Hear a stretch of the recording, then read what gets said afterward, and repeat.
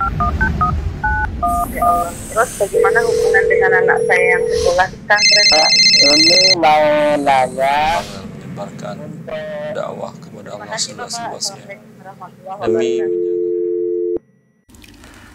Assalamualaikum warahmatullahi demi wabarakatuh. Assalamualaikum warahmatullahi wabarakatuh. Alhamdulillah hamdan katsiran thayyiban mubarakan fi kama yuhibbu rabbuna wa yarda. Pemirsa Fatwa TV, alhamdulillah jumpa lagi kita di program live interaktif Ekonomi Islam bersama Al-Ustadz Dr. Erwandi Tarmizi Hafizahullah Ta'ala. Alhamdulillah. Dan bagi penelpon yang ingin bertelepon menanyakan permasalahan seputar muamalah, nah, bisa di nomor telepon 021 212 32 333 ya. Bagi pendengar radio terutama, saya ulang 021 212 32 33. Alhamdulillah, ini insya Allah, alhamdulillah juga Ustadz Arwandi sudah bersama kita di sini. Sekarang coba kita sapa ya Ustadznya ya. Assalamualaikum warahmatullahi wabarakatuh Ustazuna. Bagaimana kabar Ustadz? Khair, Alhamdulillah Ustadz. Sehat Ustadz? Alhamdulillah. Alhamdulillah hari Jumat. Ya baiklah Ustaz, kita sudah bisa berjumpa lagi dan alhamdulillah kami sangat berterima kasih, bersyukur sekali antum masih bisa mau meluangkan waktu untuk kami di sini, untuk pendengar radio, untuk pemirsa televisi yang sudah kangen menanyakan permasalahan. Selalu dapat masalah ya Ustaz ya. Semoga antum sabar ya Ustaz ya. Dapat masalah dari pemirsa ini. Mbok sekali-kali kan pemirsa kasihnya uang gitu loh, jangan kasih masalah. Jadi bercanda Ustaz. Ustaz, bolehkah kami semua di sini diberi nasihat Ustaz? Ini tinggal 4 hari lagi kalau nggak salah ini Ustaz. Ramadan Ustaz. Nah, Ustaz, bagaimana Ustaz untuk persiapan pemirsa dan pendengar radio, terutama dalam hal kaitannya dengan muamalah dan ketakwaannya kepada Allah, apa yang mereka harus lakukan di menjelang bulan suci Ramadan dengan tenang, supaya tenang menjalankan ibadah puasa? Begitu Ustaz. Fadhal Ustaz. Alhamdulillah rabbil alamin wa bihi nasta'in wa nusalli wa nusallim wa nubarik ala nabiyyina Muhammadin wa alihi wa sahbihi ajma'in wa ba'du. Menjadi keharusan seorang mukmin bila memasuki waktu-waktu yang mulia, memasuki suatu ibadah yang mulia, bahwa dia hendaklah membersihkan dirinya, kotoran fisik, jasmani dan rohaninya. Bukankah kita ketika akan sholat diharuskan membersihkan dari hadas besar dan hadas kecil? Kemudian hati kita diharuskan hanya tertuju kepada Allah Azza wa Jalla. Tidak bisa dua konsentrasi di dalam hati kita ketika melaksanakan ibadah. Ya. Ketika kita melakukan dan Ramadan datang, tentu juga tidak bisa dicampur hati kita dan perbuatan kita, jasmani kita, dengan perbuatan maksiat kepada Allah Azza wa Jalla. Ya. Kita memasuki Ramadan, berarti ibadah yang paling mulia di sana adalah siyam dan qiyam. Puasa dan qiyamul lail. Ya. Puasa artinya menahan makan dan minum dari makanan yang halal. Ya. Kalau dari hal yang halal kita tahan untuk tidak melakukannya, untuk makan dan minum, Iya, Ustaz. maka sebuah kerugian, transaksi yang haram masih kita lakukan walaupun Ramadan sudah masuk. Masih kita melakukan transaksi ribawi. Masih rekening kita di rekening riba. Padahal Allah sudah mencap bahwa si pelaku riba, fa in lam taf'alu fa'danu biharbin minallahi wa rasulih. Bila kalian tidak bertobat dari riba, berarti kalian mengumumkan perang melawan Allah dan Rasulnya. Ya. Ya, Anda diundang untuk kepada seorang pejabat atau rumah tokoh, lalu Anda belum atau tidak ikut dalam kegiatan-kegiatan di kemasyarakatan tersebut. Iuran IPL tidak pernah bayar, iuran RT nggak pernah bayar, kewajiban tidak Anda lakukan. Ya, lalu ada acara bagi-bagi hadiah. Kira-kira berani Anda menampakkan muka? Kalau Anda tampakkan muka, tentu akan dipermalukan oleh orang-orang di sana. Ini ketahuan, akhirnya muncul juga Itu padahal di dunia yang tidak ada apa-apa. Sekarang Allah sudah mencap pelaku riba sebagai orang yang melakukan teror, melakukan perang melawan Allah dan Rasulnya. Lalu Anda datang di musim mulia ini dalam keadaan cap sebagai musuh perang Allah. Ya. Iya, Masya Allah. Kira-kira apa jadinya ibadah puasa Anda dan apa jadinya hasil perang melawan Allah pada saat di bulan yang mulia ini. Ya. Maka seorang muslim langsunglah bertobat kepada Allah, tutup semua rekening riba dan dekatkan diri kepada Allah, minta ampun, sesungguhnya Allah astaghfiruh innahu ghafurur rahim. Minta ampunlah kalian kepada Allah, sesungguhnya Allah Maha Pengampun dan Maha Penyayang. Lihat, bila orang yang bertobat kepada Allah, Allah katakan dirinya ampuni karena dia Maha Pengampun. Kemudian tidak cukup hanya itu saja, Allah katakan Rahim, Allah Maha Penyayang. Apa ini konsekuensinya Allah Maha Penyayang? Ini berarti orang yang bertobat dihapuskan dosanya oleh Allah dan kemudian dia mendapatkan kasih sayang Allah. Yang ini suatu hal yang sangat besar yang ingin diharapkan oleh seorang makhluk ciptaan yang hina dina, tidak ada nilai di hadapan pencipta yang maha mulia. Maka bersegeralah bertobat menuju ampunan Allah, mumpung hari dan waktu siang dan malam yang mulia itu masih belum datang. Fadhol. Masya Allah, barakallahu fikum Ustaz atas nasihatnya. Ya, pemirsa Fatwa TV, seperti itu ya, bertobat dan membersihkan diri dari harta-harta haram dan berhenti dari rekening-rekening yang masih mengandung akad-akad riba. Baiklah Ustaz, alhamdulillah, barakallahu fik atas nasihatnya. Ini ternyata langsung ada penelpon, coba kita sapa. Assalamualaikum Fatwa TV. Waalaikumsalam warahmatullahi wabarakatuh. Wah, saya kenal nih suaranya. Apa kabar Bapak hamba Allah di Bogor?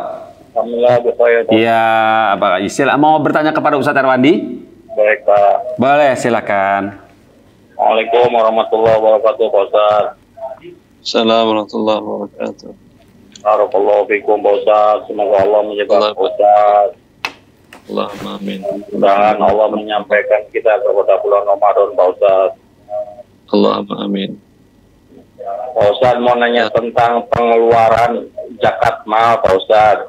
Kalau seumpama, contohnya sekarang kan lagi ada kejadian dan musibah di NTT sana, Pak Ustaz, banjir. Nah, boleh nggak kita kirim uang zakat mal kita ke salah satu yayasan yang amanah, tapi uangnya tadi maksudnya uang zakat, Pak Ustaz. Itu yang pertama.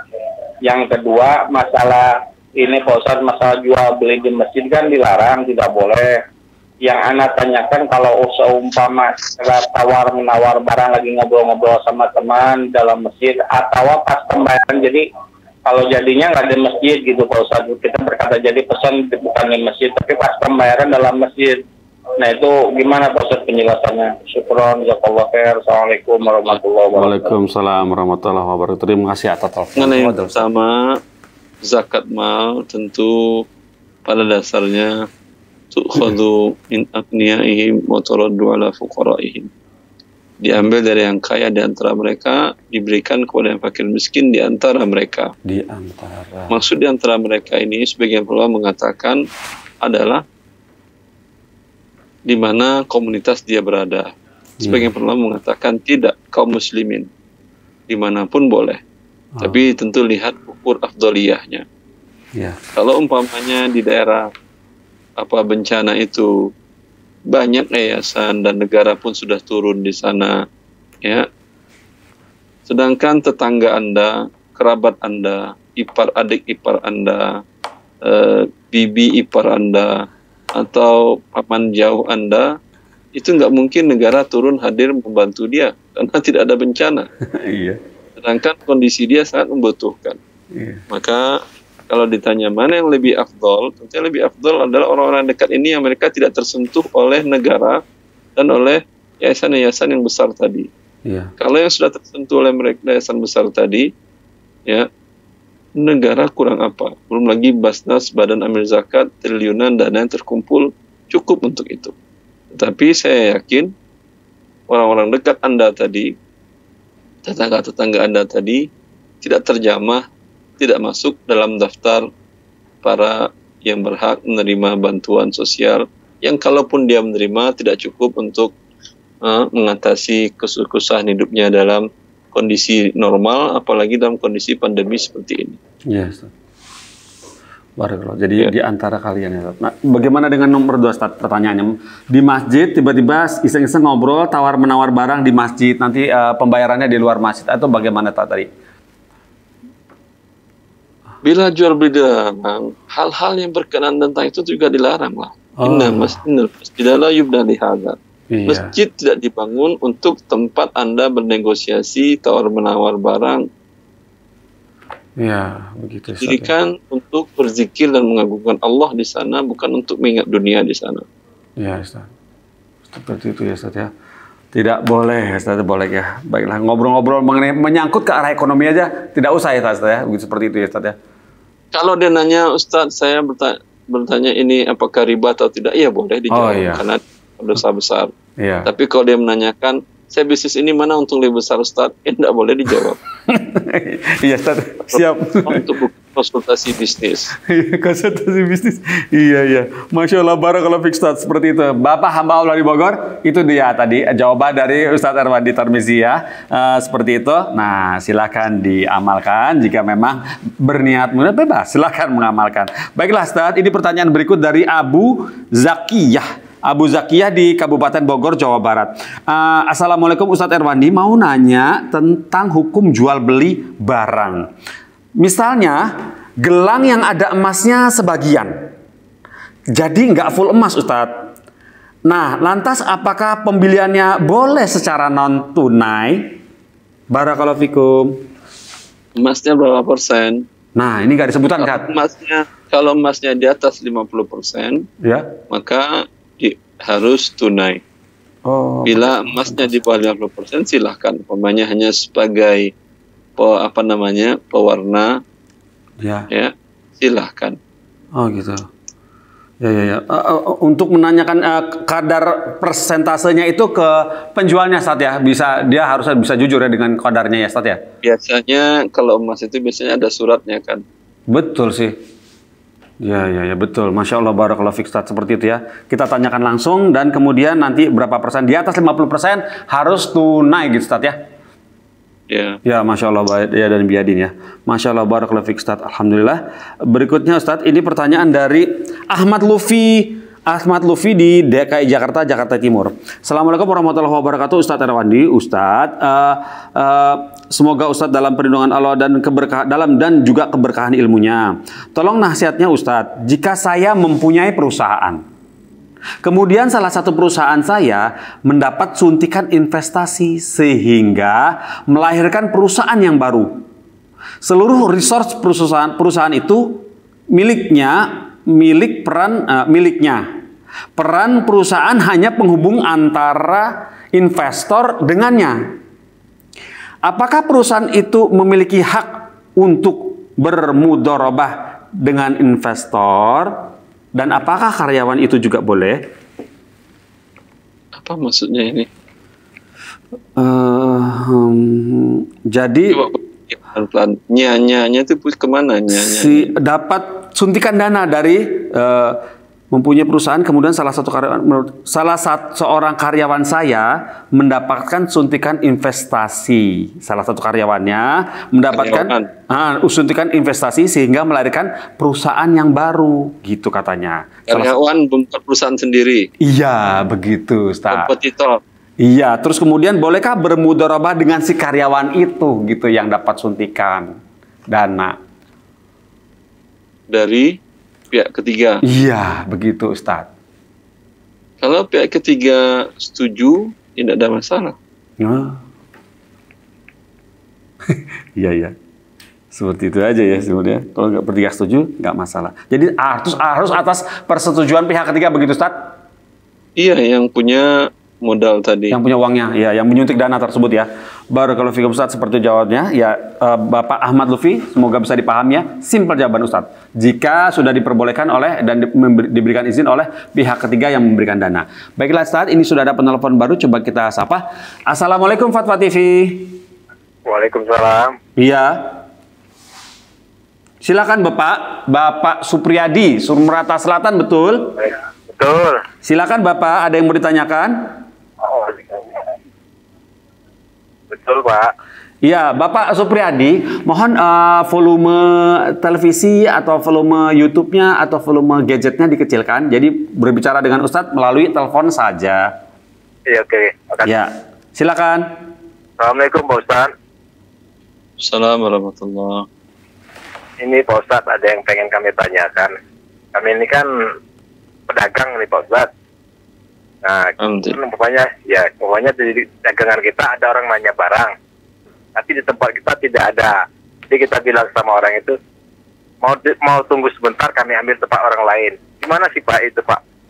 Sifatnya, hukumnya gimana gitu Pak? Itu yang mau kami tanyakan Pak. Mereka bilang mau. Anda sampaikan terus terang bahwa barang tidak ada, tapi kami bisa menghadirkannya dari toko lain. Iya, toko lain kan, gitu Pak. Ya.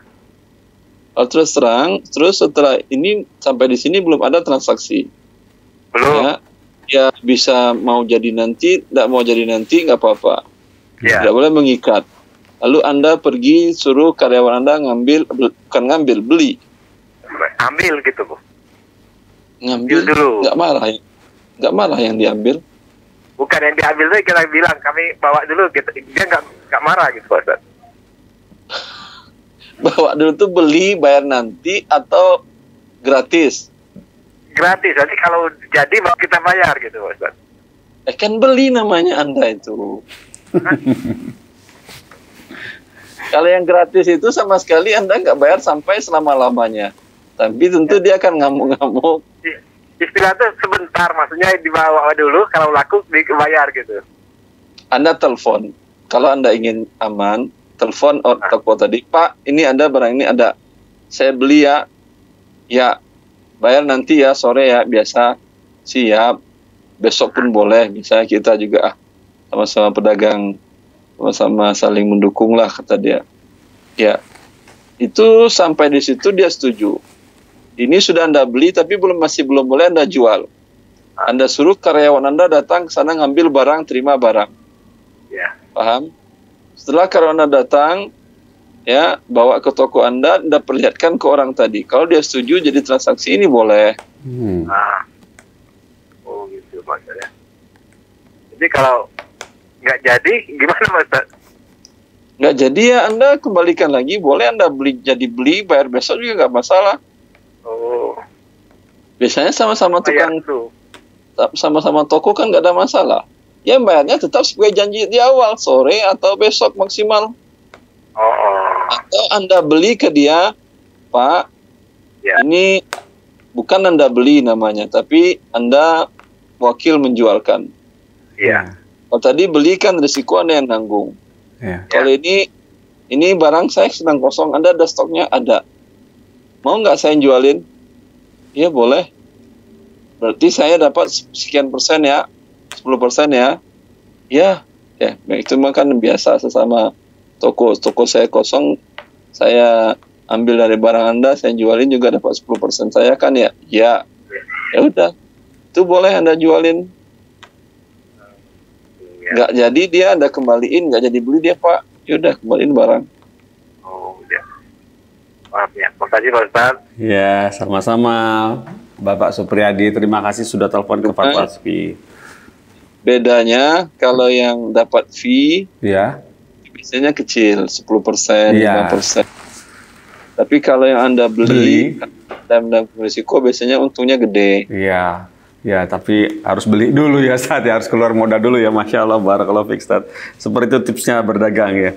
Masya Allah, barakallahu fiik Ustaz atas jawabannya. Kemudian saat ini pertanyaan dari Ibu Yanti di Sumatera Barat, Tanah Datar, Kabupaten Tanah Datar, Indonesia.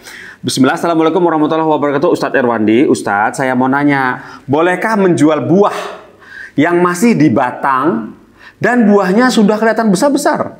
Dan buahnya sudah ada yang jatuh-jatuh juga. Lalu si pembeli memberikan sejumlah uang tunai, tapi si pembeli tidak langsung mengambil buahnya, Ustadz. Dan masih menunggu beberapa hari atau beberapa minggu ke depan.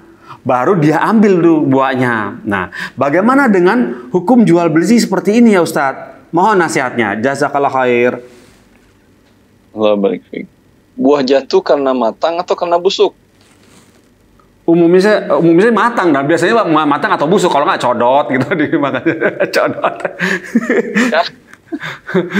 Kalau sudah besar Iya. dan ada yang matang, ya lihat aja yang jatuh tadi. Jatuh Iya. itu kan bisa dilihat Iya. apakah jatuh sebelum matang karena makan oleh hama, codot kah atau yang Iya. lain kah, ya? Iya. Atau jatuhnya karena matang. Ya. Iya. Kalau jatuh karena matang, atau Anda lihat, atau Anda ambil yang lain, ada satu yang sudah ambil matang. Iya. Itu semua pohon itu sudah boleh Anda jual. Wah, Masya Allah. Walaupun dia nanti ngambilnya bertahap. Iya. Seminggu lagi dia ngambil mungkin ada 100 pohon, diambil mungkin baru 10 pohon. Iya. Minggu depan dia ngambil 10 pohon lagi. Iya. Minggu seterusnya 10 pohon lagi sampai selesai. Iya. Boleh. Boleh. Terus pembayarannya harus cash di depan atau pas dia ngambil berbayar? Bagaimana, Ustaz? Masalah pembayaran kan kesepakatan aja. Oh iya, betul. Iya, selesai Kecuali masalah. yang jatuh tadi bukan karena matang, karena codot atau karena hama lainnya. Nah, itu bagaimana? Ya. Ini dan dilihat belum ada yang matang. Emang ada yang besar, tapi belum matang. Iya, mangga sering begitu, Ustaz. Mangga. Buah mangga. Ya, belum layak dimakan.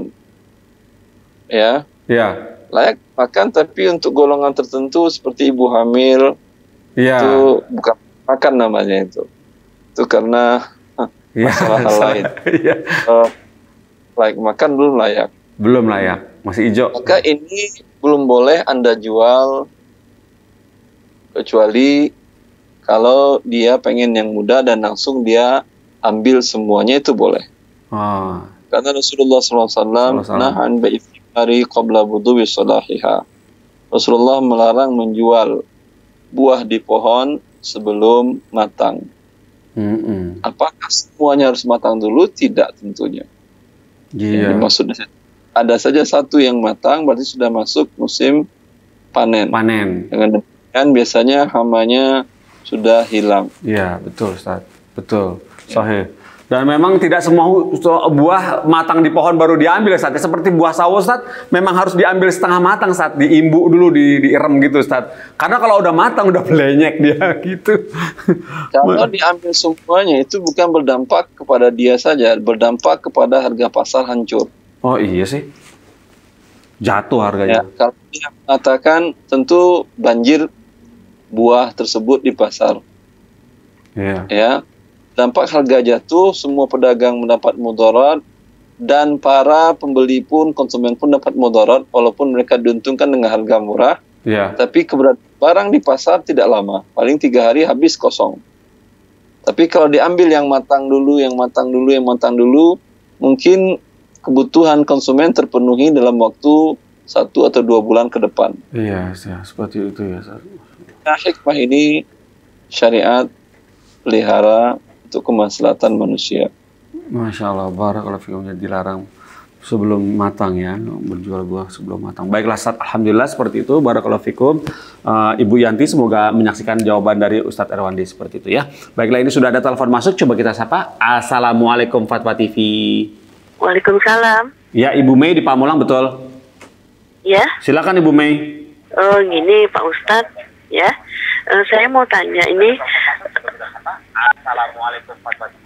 Ibu Mei, volume televisi atau volume YouTube-nya atau volume gadgetnya yang nonton Fatwa TV-nya itu dikecilkan, volumenya dikecilkan dulu. Nanti bicara dengan Ustadz melalui telepon ya, Bu. Iya. Ya, silakan. Gini, Pak Ustadz, Assalamualaikum. Assalamualaikum warahmatullahi wabarakatuh. Oh, ini Pak Ustadz, saya kan punya saya seorang ibu, tapi suami saya baru habis meninggal.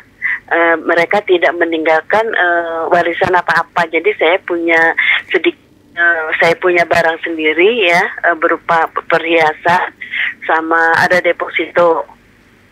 Halo? Iya, silakan Ibu, kami dengar. Ya. Oh ya, terus saya kan tidak punya anak, tapi saya punya anak sambung, tuh ya ada 4 orang. Terus saya juga punya adik laki-laki 3, satu adik perempuan. Apakah itu bagaimana cara membagi warisan itunya, apa bagiannya gitu Pak Ustadz? Seandainya kalau saya itu nanti tidak ada umur gitu. Ya, Ibu jangan ditutup dulu, Bu. Dipanggil Allah, ya. Andai Anda dipanggil Allah Azza wa Jal, itu dilihat waktu itu siapa yang hidup. Anda anggap tidak menikah lagi selesai iddah, berarti tidak ada suami. Iya, tidak. Ya. Ya, saya belum menikah lagi. Memang nggak mungkin, Pak Ustadz. Ya. Nggak, itu bukan mungkin Allah yang Maha Tahu. Ya. Tapi andai tidak, berarti tidak ada suami. Iya. Ya, andai di waktu itu bapak ibu Anda sekarang masih hidup. Oh, udah nggak ada, udah meninggal semuanya. Tinggal adik-adik saya aja. Kakek-kakek udah nggak ada juga. Nggak ada semuanya, tinggal adik-adik saya aja. Ya, Anda tidak punya anak, ya. Iya. Maka yang dapat saudara-saudari laki-laki Anda ada? Udah laki-laki ada 3 orang, satu perempuan. Jadi saya saudaranya 4. Itu sekandung, sebapak seibu kan? Iya, satu kandung. Andai mereka masih hidup ketika Anda wafat, laki-laki 1 orang, perempuan 3 orang kan ya? Iya. Ya. 1 kali 2 berarti 2. 2 tambah 3, 5. Semua harta Anda dibagi 5. Saudara laki-laki Anda dapat 2/5. Saudari perempuan Anda 1/5, 1/5, 1/5. Oh, saudara perempuan saya cuma 1. Jadi Oh, terbalik. Laki-laki yang 3. laki-laki 3. Oh, terbalik Ustaz. Iya. Laki-laki 3, 6. Saudari 1, 7. Berarti Iya. harta Anda bagi 7. Saudari Anda dapat 1/7. Saudara laki-laki Anda 2/7, 2/7, 2/7. Ya. Laki-laki 2/7, perempuan 1/7. Begitu. Nah, Kalau yang untuk anak sambung gitu, maksudnya anak dari suami yang dulu gitu kan, karena bapaknya tidak meninggalkan apa-apa untuk saya gitu. tidak ada warisannya. Ada? Waris dia tidak berhak terima waris. Oh, tidak berhak ya? Tidak berhak. Oh, tapi Kalau Anda mau ngasih hibah, ya alhamdulillah. Tapi umpama kalau saya mau sekedar kasih dia gitu kan untuk anak-anak gitu, boleh gitu Pak Ustadz ya? Ya boleh, tapi sebelum meninggal tentunya. Kalau udah meninggal gimana Anda ngasih dia? Atau Anda gitu, berarti lihat juga bisa. Ya, hadiah. Kalau saya wafat, ya harta saya yang ini untuk anak-anak suami saya dari istri yang lain. Iya. Ya. Iya. Oh, jadi tidak ada Tapi dengan syarat nilai wasiat tadi tidak boleh lebih dari 1/3 dari keseluruhan harta Anda. Oh, gitu. Itu sebaiknya kalau dibaginya selagi saya masih hidup gitu. Itu terserah Anda. Kalau Anda berikan masih hidup, berarti kan berkurang harta Anda. Iya. Oh, iya. Ya. Iya. Pak Ustadz, boleh satu lagi ya? Boleh, monggo, silakan Ibu. Ya. Kalau mama saya kan ini suami saya kan pensiunan Departemen Agama. Itu kan gajinya melalui bank konvensional, BRI. Itu gimana Pak Ustadz? Apa itu juga termasuk riba? Jadi pemilik rekening Mas sudah meninggal kan ya? Iya, nanti balik ke saya gitu. Anda harus buka rekening di bank konvensional juga. Iya, nggak boleh bank syariah, harus konvensional. Diteruskan di bank yang... Begitu Anda terpaksa boleh. Boleh. Oh. Dengan Tapi, syarat sudah. Bunganya gimana tuh Pak Ustadz? Dengan syarat bila uangnya sudah masuk, Ya. wajib ambil, jangan tinggalkan di bank riba tadi. Bila kalau dengan demikian tinggalkan aja saldo minimal. Kalau saldo minimal ada bunga. Oh iya, iya. Saldo minimal masih ada bunga.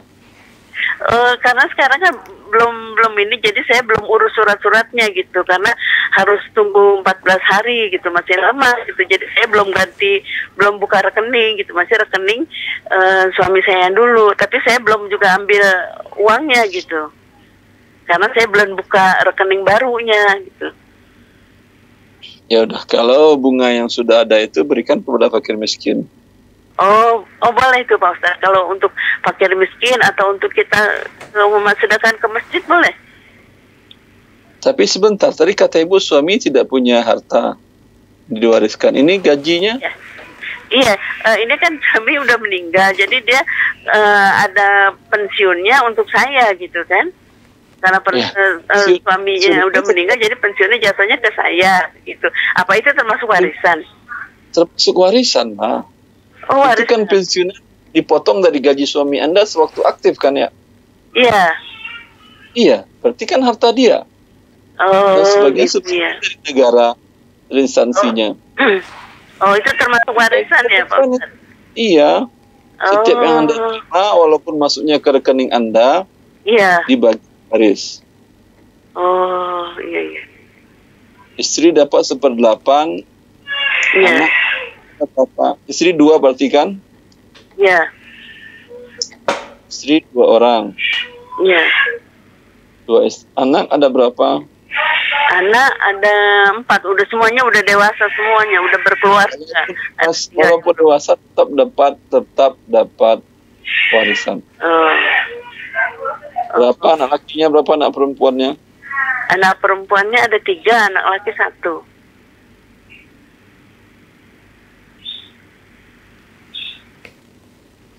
Ya, oke deh. Bapak ibunya suami Anda sudah meninggal? Sudah semua sudah meninggal. Ya, udah. Berarti hartanya dibagi 8, 1, kemudian sisa 7, 3, 5 kali 8, 40, 5 kali 1, 5, kemudian 7, laki-laki, anak perempuan 7 anak laki-laki 14. Ketika Anda ambil tabungan pensiunan tadi yang halal untuk Anda, walaupun atas nama Anda, tapi yang halal hanya 2,5 per 40. Oh iya. Iya, terima kasih. Sedangkan yang untuk istri yang satunya masih hidup. Udah meninggal semuanya. Udah meninggal juga. Yang hanya anaknya aja. Kenapa? Tinggal anak-anak aja. Kalau gitu Anda 5/40. 5/40 ya. Yang anak laki-laki dapat 14/40. Anda bagi setiap terima itu dibagi 40. Ya. Anak laki-laki 14/40, anak perempuan 7/40. Iya. Masing-masing 7/40, 7/40, 7/40. Tapi gini Pak Ustadz, anak-anak bilang itu hak ibu. Karena anak-anak kan semuanya udah punya penghasilan katanya. Itu untuk hak ibu, itu gaji bapak itu untuk itu kan sekarang udah jadi ke jatuh ke saya katanya. Itu anak-anak nggak ada yang mau ambil. Jadi itu untuk hak ibu aja katanya. Sampaikan saja ke mereka, ini secara syariat hitungannya adalah waris. Tapi kalau kalian menghibahkan ibu, silahkan. Oh iya. Oh iya. Iya. Baik Pak Ustaz. Terima kasih jazakumullah khairan. Terima kasih Pak Ustaz. Assalamualaikum. Assalamualaikum. Allah Akbar. Barakallahu fikum Ustaz atas jawabannya, Masya Allah. Ibu yang bertanya tadi semoga bisa paham ya apa yang sudah disampaikan Ustadz Erwandi kepada Ibu. Baiklah Ustadz, Alhamdulillah seperti itu jawabannya. Ini ada pertanyaan Ustadz dari website seperti ini. Dari Rapi Cita, lucu juga namanya ini, Rapi Cita di Bogor, Kabupaten Bogor. Wah, Masya Allah ada telepon masuk lagi. Coba deh kita dahulukan telepon dulu deh. Assalamualaikum Fatwa TV.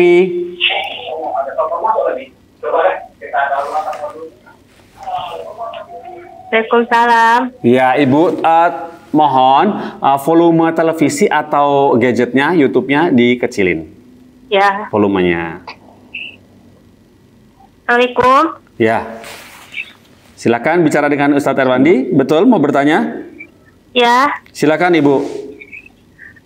Ustadz, ibu saya kan pernah membeli tanah dari tante. Sudah deal. Tiba-tiba kakaknya itu tidak setuju gitu. Apakah jual belinya sah? Sudah saling serah terima atau belum?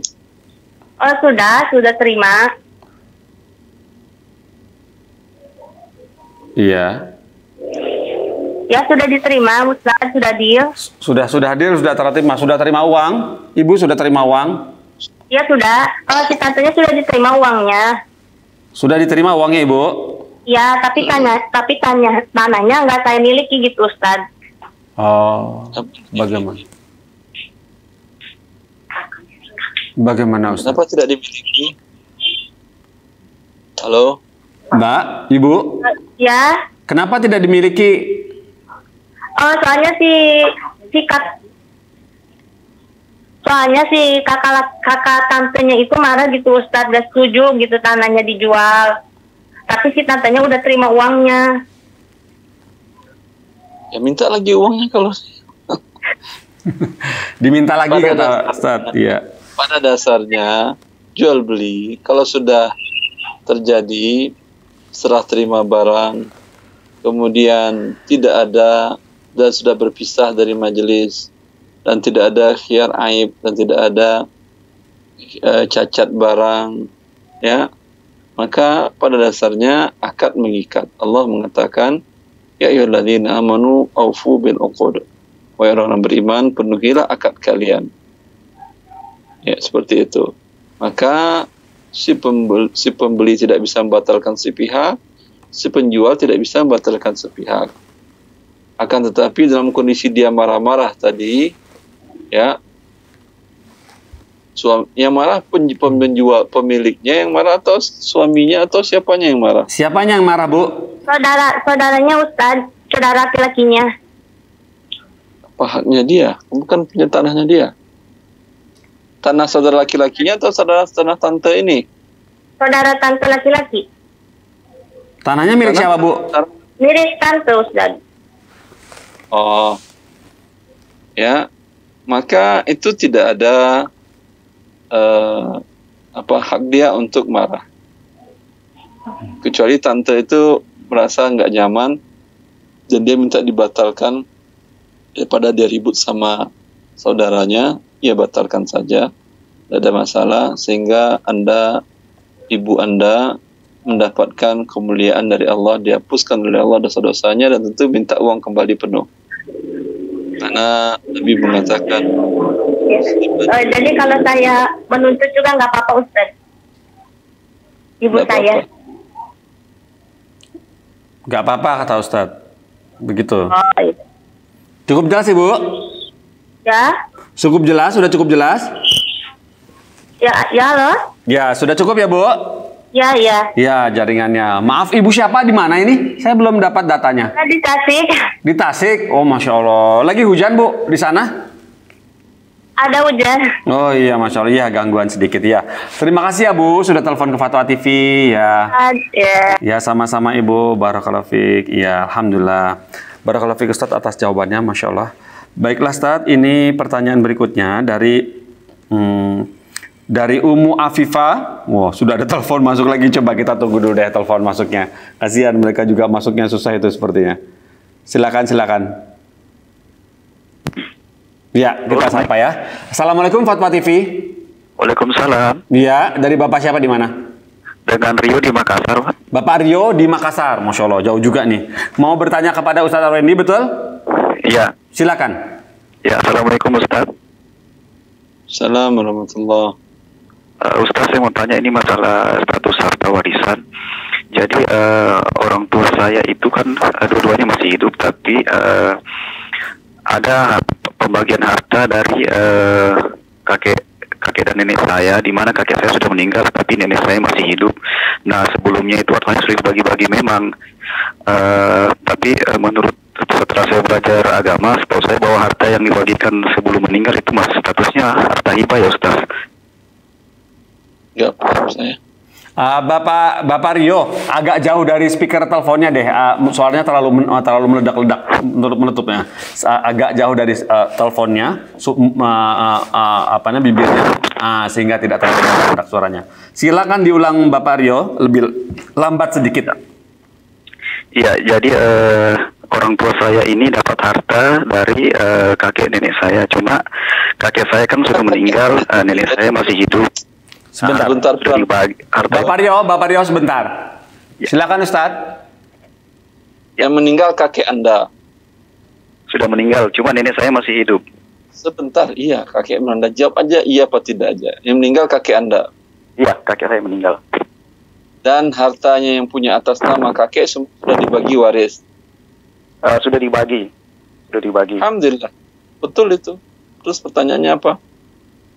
Tapi kan ada harta itu milik kakek sama nenek saya, itu sudah dibagi juga. Yang milik nenek tidak dibagi lah, orang masih hidup. Oh, tapi nenek saya sudah bagi-bagi, katanya itu sudah dibagi-bagi kepada anak-anaknya. Apakah itu statusnya itu hibah namanya, boleh dia bagi-bagi. Oh. Cuman kalau waris tidak. Oh, tapi kalau sudah meninggal gimana Ustaz? Apakah itu masih ada, kalau misalnya dia sudah meninggal tidak ada pembagian harta warisan lagi ya gitu dari nenek? Kalau dia tidak ada harta lagi, nanti sampai meninggal ya nggak ada lagi yang mau dibagi.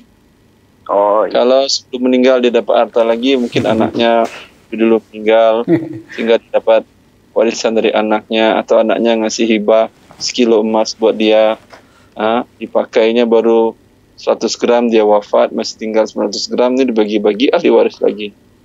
Oh, gitu. Tapi kalau misalnya ada ini Ustaz, misalnya ada ahli waris yang menuntut gitu gimana Ustaz? Karena saya ingat saya nenek saya ini dulu pernah menikah dan punya anak gitu.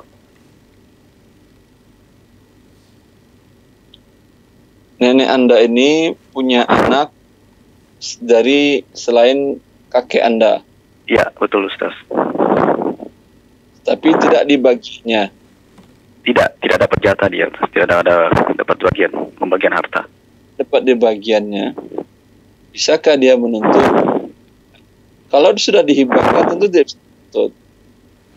Kemudian dalam hal ini sebagian ulama berbeda pendapat. Apakah seorang wanita juga harus berlaku adil dalam hibah atau tidak? Sebagian ulama mengatakan, dan ini pendapat Syafi'iyah, tidak perlu berlaku adil. Karena hadisnya ittaqullaha wa'dilu baina auladikum. Takwalah kepada Allah dan berlaku adillah kepada anak-anak kalian. Karena kewajiban nafkah pada si suami, pada laki-laki. Maka agar dia bisa adil, tentu kalau beri hibah, semua diberi hibah. Dalam kondisi demikian tadi, maka wallahu ta'ala a'lam, bisa saja dia menuntut itu.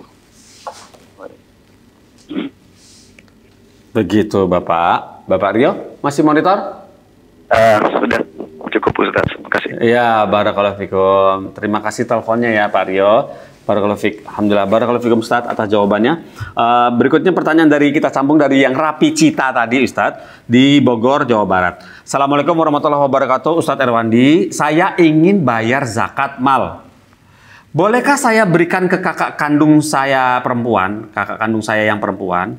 Dia dalam kesulitan keuangan, Ustadz. Suaminya hanya supir Gojek. Anak hanya 1 laki-laki. Tapi dia jualan online laptop second dan lain-lain. Tapi kakak saya ini, yang perempuan ini, rumahnya yang dimiliki atau dalam kurung ditempati, rumahnya bagus, Ustadz. Dan cukup mahal, mungkin sekitar 4M. Di samping itu, kakak saya ini ada hutang yang besar sekitar 2,5 M sampai 3 M. Karena waktu beli rumah tersebut yang ditempatinya ini pakai uang kakak saya yang lain lagi. Dalam kurung, jadi antara dua kakak saya itu sedang ribut, kondisinya sedang ribut gara-gara beli rumah ini. Demikian Ustadz, bagaimana mohon nasihatnya? Barakallahu fikum. Allah barik fiik. Kakak yang hidup tidak lebih besar pasak daripada tiang ini perlu dinasihati. Karena seorang muslim hidup tidak begitu. Allah mengatakan wa kulu washrabu wa la tusrifu innahu la yuhibbul musrifin. Makan dan minum dan tidak boleh berlebih-lebihan. Artinya apa? Anda bisa makan kenyang dan bisa bertahan hidup hanya dengan nasi tambah tempe. Ya, cukup sehat tanpa sayur. Ya. Sekali seminggu umpamanya daging atau ayam. Ya. Tapi Anda setiap hari makan daging. Ini dalam Islam ini termasuk berlebih-lebihan. Kecuali Anda mampu ya. Kecuali Anda mampu itu lain hal. Ya. Ini termasuk berlebih-lebihan dalam hidup. Apalagi ini untuk kebutuhan tempat tinggal.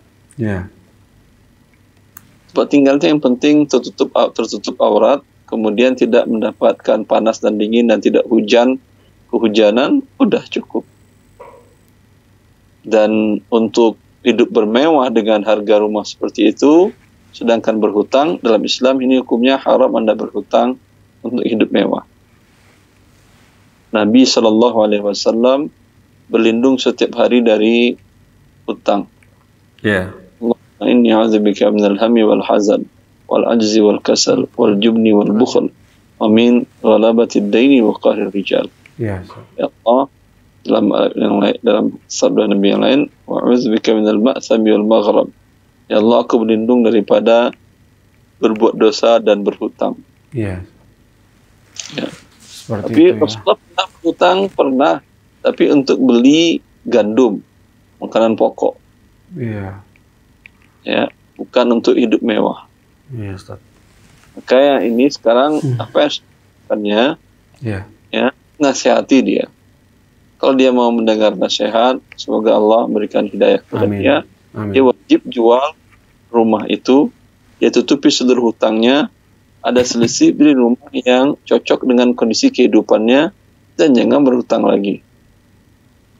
Dan bila kehidupannya ini sudah seimbang dengan pemasukannya, ternyata qadar Allah dalam pandemi umpamanya pemasukan berkurang, ya, sehingga kurang biaya hidupnya, ini boleh dia mendapatkan zakat. Kalau sekarang dia kaya raya, 4 miliar asetnya. Seperti itu ya Ustaz. Barakallahu fikum Ustaz atas jawabannya seperti itu. Jadi nasihati dulu kakaknya. Baiklah Ustaz, ini sudah ada penelpon baru. Coba kita sapa, ini insya Allah penelpon terakhir ya untuk di versi telepon. Masuk berikutnya dari website dulu. Assalamualaikum Fatwa TV. Waalaikumsalam. Ya, Bapak siapa di mana? Saya dengan Pak Amir di Bogor. Silakan Bapak Amir. Baik, terima kasih Pak. Assalamualaikum Pak Ustadz. Ya. Assalamualaikum warahmatullahi. Izin bertanya Pak Ustadz. Jadi saya bekerja di perusahaan di bagian pengadaan.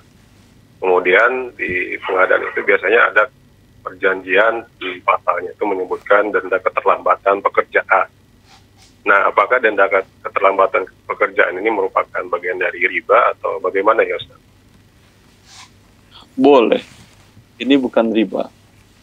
Riba itu denda keterlambatan pembayaran. Kalau tidak didenda nanti dia terlambat melulu dan memang menyengajakan. Tetapi tidak boleh mengambil lebih dari umumnya.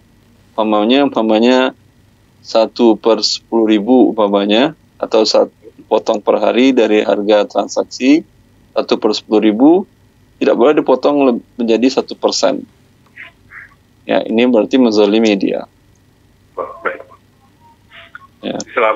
Selama pemotongannya itu masih masih wajar. Ya, umum biasa dilakukan seperti itu, tidak ada masalah. Biasanya kita melakukannya seperti ini, saat misalnya pengadaan di bawah misalnya 500 juta itu 1 per mil gitu ya, maksimal 10% gitu, 5% gitu. Sebenarnya sih nggak terlalu memberatkan sih sebenarnya. Jadi memang benar kata Ustaz tadi, jadi supaya kita juga hati-hati supaya ini on time gitu mereka delivery-nya. Iya. Baik Ustaz, alhamdulillah saya keraguan saya selama ini di pengadaan jadi. Alhamdulillah. Barakallahu fikum Ustaz. Bapak, terima kasih Bapak Amir sudah telepon ke Fatwa TV. Alhamdulillah. Barakallahu fikum Ustaz atas jawabannya Ustaz. Baiklah, ini pertanyaan terakhir insya Allah Ustaz, masuk dia via website seperti ini. Assalamualaikum Ustaz Irwandi, mohon nasihatnya. Bagaimana menata hati kami di bulan Ramadan ini? Karena bulan puasa ini atau bulan Ramadan ini hampir saja kami anggap adalah bulan ekonomi, Ustadz. Semua bulan di barang ini, semua barang-barang di bulan ini harga naik, Ustadz. Kami mau fokus ibadah, tapi seringkali kami terganggu dengan kondisi seperti ini. Gaji segitu-gitu aja, sementara semua harga serba naik. Dan seringkali tagihan yang baru tiba-tiba ada aja gitu yang dadakan. Mohon nasihatnya Ustadz, agar kami bisa konsentrasi ibadah. Barakallahu fikum. Allah ya barik fiik. Ini nasihat kepada Anda dan kepada para pedagang muslim. Para pedagang muslim memang waktu Ramadan, waktu mereka untuk mendapatkan keuntungan.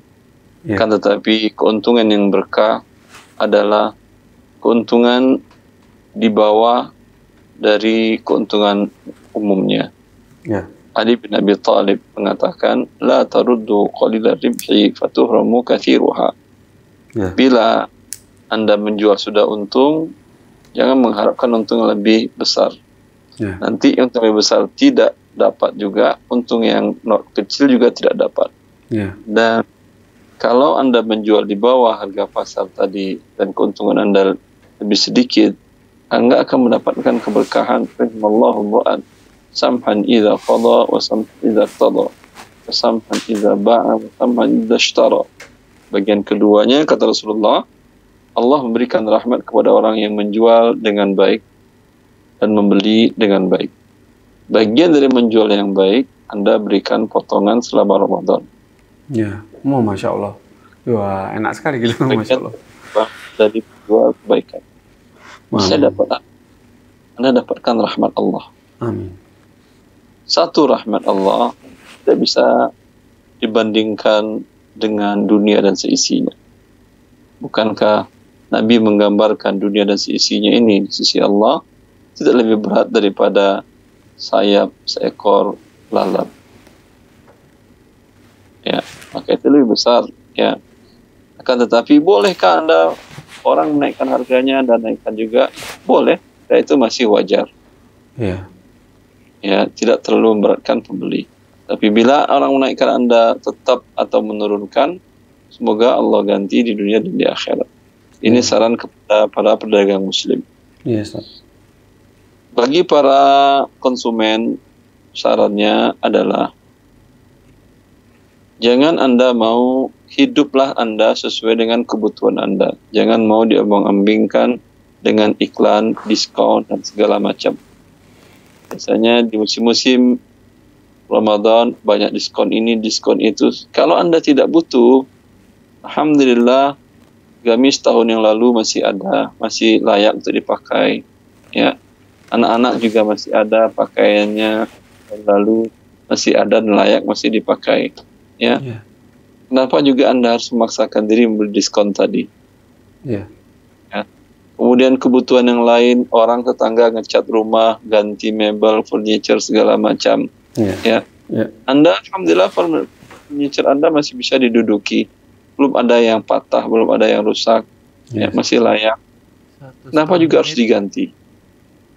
Ya. Maka dengan demikian, Anda pun naik harga barang tadi secara normal. Karena otomatis ketika permintaan, karena yang membuat naik harga barang itu banyaknya konsumen yang tidak cerdas dalam membeli. Yeah. Karena di hari biasa, harga biasa dia beli hanya kebutuhan sehari 2 hari. Karena mau Ramadan, dia bilang nanti Ramadan harga tinggi, kita beli yang banyak. Yeah. Ketika Anda beli banyak, akan tinggi dia setelah itu. Yeah. Karena kaedahnya dalam kaedah harga itu adalah supply and demand. Bila permintaan banyak, maka harganya akan menjadi tinggi. Sehingga ketika harga tinggi di masa Umar bin Khattab, mereka mengeluhkan kepada Umar bin Khattab. Kata Umar, arkhisuha bitarki. Kalau kalian ingin barang itu jadi murah, jangan beli, tinggalkan. Nanti dia murah sendiri itu. Iya betul Ustaz, Masya Allah. Barakallahu fikum. Jadi intinya Anda harus cerdas mengelola konsumsi rumah tangga Anda. Ya. Jangan mau diambang-ambingkan dengan promosi iklan sana sini. Baiklah Ustaz. Cerdas mengelola. Kalau butuh, dibeli. Tidak butuh, kenapa juga harus dipaksakan? Sehingga Anda yang membuat, kita sebetulnya yang membuat harga itu naik. Seperti Umar mengatakan tadi, murahkan, turunkan harganya dengan Anda tidak membeli. Dia tidak ada yang beli, dia turun sendiri harganya. Mungkin dibagi-bagi gratis daripada rusak. Iya, Ustaz. Ya, barakallahu fiik. Ya, Ustaz. Alhamdulillah, Ustaz. Barakallahu fiik, Ustaz, atas waktunya yang diluangkan untuk kami. Boleh kami tutup acaranya, Ustaz? Sudah mendekati azan maghrib. Silahkan. Baiklah pemirsa, alhamdulillah jumpa lagi kita insya Allah di pekan depan. Kita tutup acara ini dengan kafatul majlis. Subhanallahumma wa bihamdika asyhadu an la ilaha illa anta astaghfiruka wa atubu ilaika. Wassalamualaikum warahmatullahi wabarakatuh. Salam. Ya Allah. Terus bagaimana hubungan dengan anak saya yang sekolah di pesantren? Ini mau nanya menyebarkan dakwah kepada Allah seluas-luasnya Assalamualaikum warahmatullahi demi wabarakatuh.